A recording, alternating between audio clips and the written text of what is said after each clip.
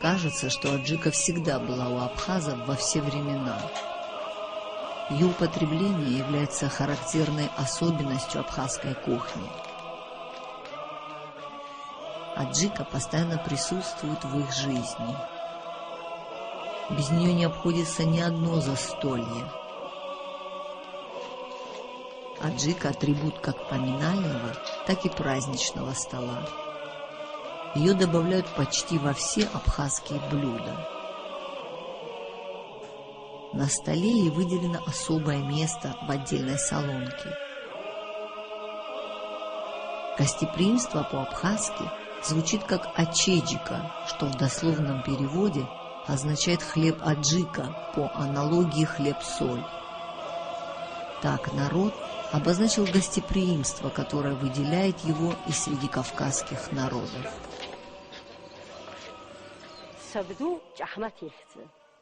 Моего деда звали Ванача Чахмат. Я была маленькой, но помню, что он был строгий насчет хлеба и соли. Когда к нему приходили гости, он оставлял все свои дела и уделял много внимания им. Его считали хлебосольным человеком. Дом, где он жил, считался гостеприимным домом. В нашем дворе всегда было шумно от людей.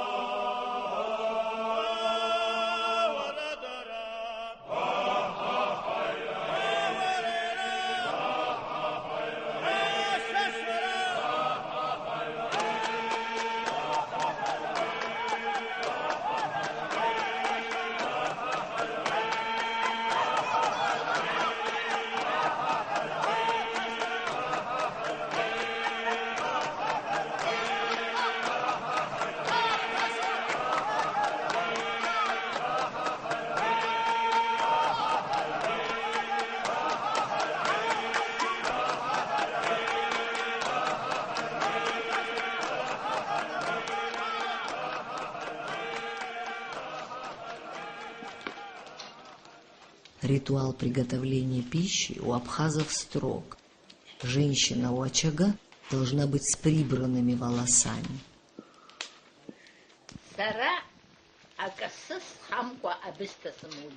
Я без косынки на голове никогда не варила мамалыгу. Если бы начала готовить, мои родные меня бы не поняли. Это было бы неправильно. Без косынки и без чулок меня мой свекор не видел, потому что по-абхазски старик не должен видеть неприкрытое тело женщины.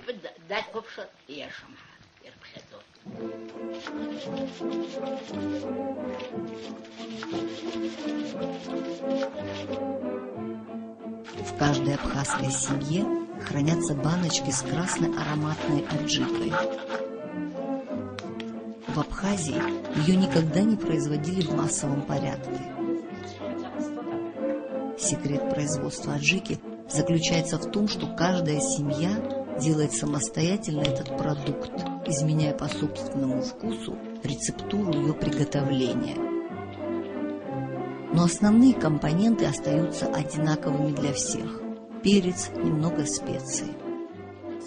Если я скажу, что моя мама лучше всех делала аджику, то это будет звучать слишком похвально.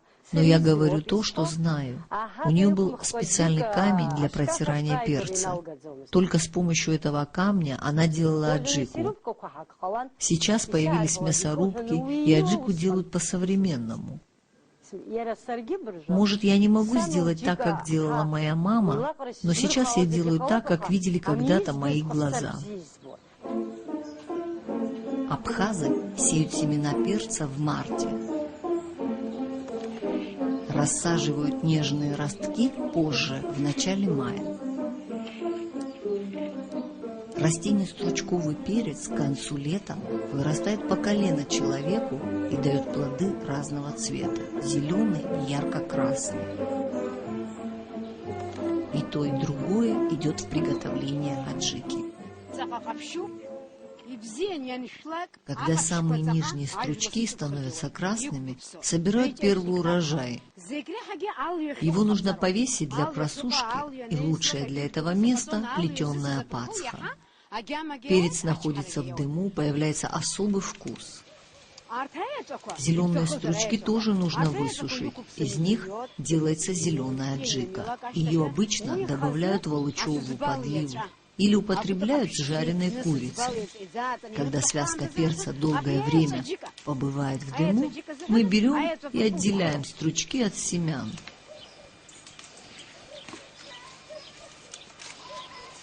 Урожай перца собирают в октябре. Его плоды нанизывают на прочную нить и сушат некоторое время в амбарах под потолком.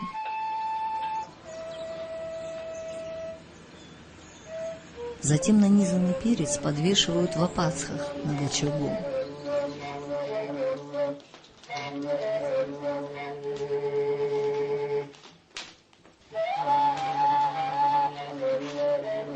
Дым костра коптит стручки жгучего перца и придает уже готовому продукту особый вкус.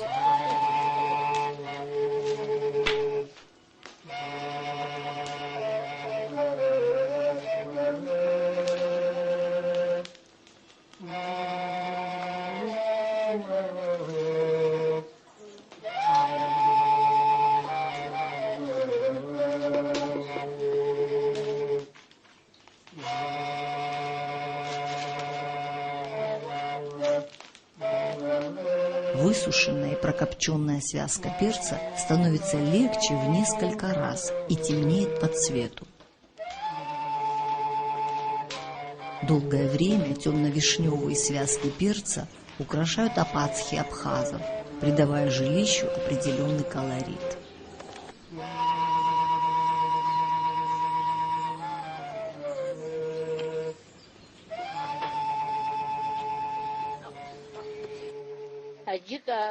Я готовлю аджику не только для своей семьи. Когда в селе играют свадьбу или проходят похороны, каждый двор выделяет для этих нужд аджику, фасоль или другие продукты.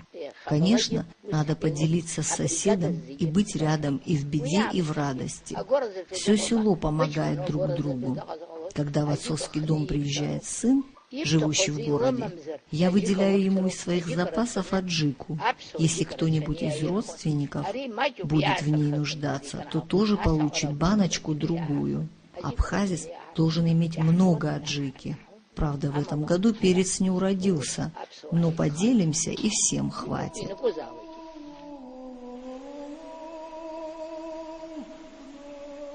Для изготовления аджики нужны особые плоские камни. В старину их находили на дне рек, которые меняли русло.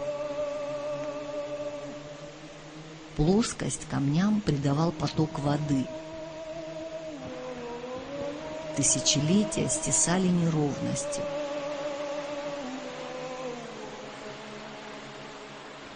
Каждую осень из подвалов достаются оставшиеся от бабушек увесистые камни-терки. Они обмываются от пыли и сорок.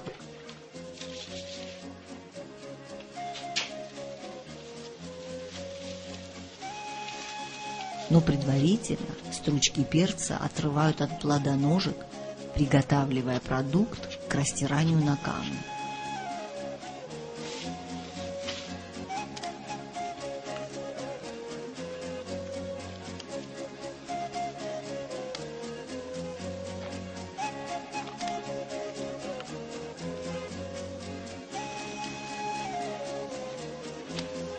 В некоторых районах Абхазии из перца вынимают семена, чтобы аджика не получила горький привкус.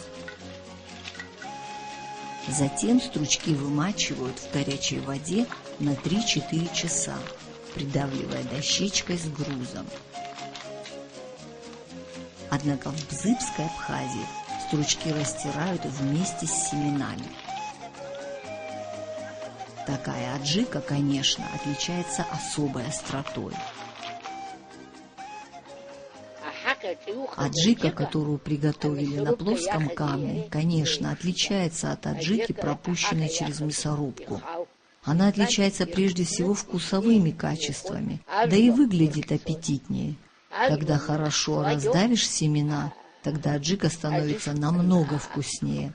Если семена хорошо не подавить, то аджика не станет ароматной. В старину наши бабушки так готовили.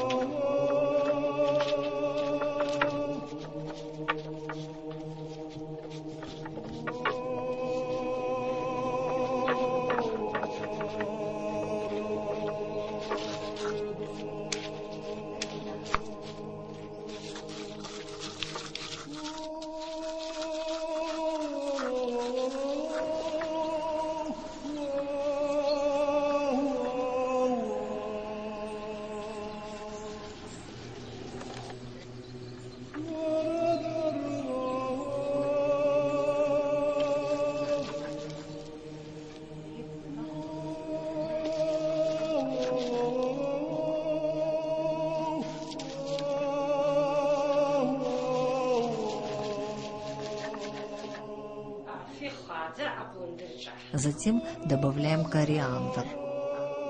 Для приятного запаха добавляем зелень. Теперь добавляем чеснок, зелень и ощущаем терпкий запах.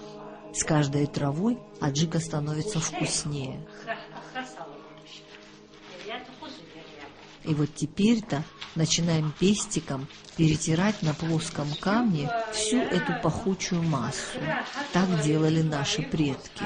Это трудно, очень трудно. Через мясорубку, конечно, легче, но вкус-то совсем другой. Наверное, мясорубку изобрели ленивые. Одним словом, если постараться, можно приготовить вкусную аджику. «Это такой труд, — говорит мой муж, — оставь это дело, пропусти перец через мясорубку, зачем убиваешься? Но я уже привыкла и не могу по-другому». В самом конце растирания женщины добавляют немного поваренной соли, и приправа готова. Абхазы едят аджику с мясом, молочными растительными блюдами, со свежими овощами. Ее добавляют почти во все соусы.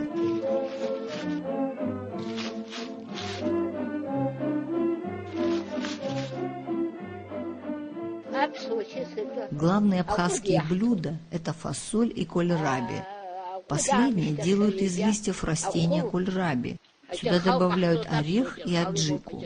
Сверху заливают ореховым маслом. Оно делает блюдо вкуснее. У абхазцев, пожалуй, нет такого блюда, в которое не добавлялась бы аджика. Она везде нужна. Наверное, только в чай ее не добавляем. Дети мои, когда кушают хлеб, вместо сливочного масла мажут аджику. Они так больше любят. Кладу аджику в банки, вот так. Когда мои дети приезжают из города, я даю им эти баночки. Им нравится, когда получают готовую аджику. Берут ее с удовольствием. Еще и нахваливают. Однако я им советую самим научиться делать аджику старым способом. Но они все отнекиваются. И пока что я сама ее готовлю для внуков и правнуков.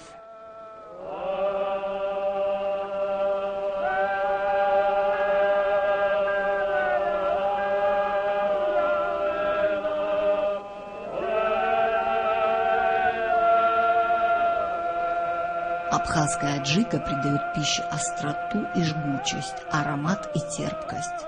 Прекрасно стимулирует аппетит. Ученые, исследуя феномен абхазского долголетия, пришли к неожиданному заключению. Среди многих причин, способствовавшим возникновению долгожительства среди абхазов, немаловажную роль сыграло употребление на протяжении всей жизни жгучей приправы аджики. И по сей день в отдаленных селах Абхазии можно встретить стариков, которым уже перевалило за 100 лет. Приезжали в Абхазию и американские, и японские ученые с целью разгадать этот феномен. Однако создать панацею от старости они не смогли. Наверное, для этого надо просто жить здесь, дышать этим воздухом, питаться растительной пищей и, конечно, аджикой. Абхазы в древности были совсем другими, чем сейчас. Память даже у стариков была ясная. Любили попить, поесть, уважить гостя, работали и были очень хлебосольными людьми.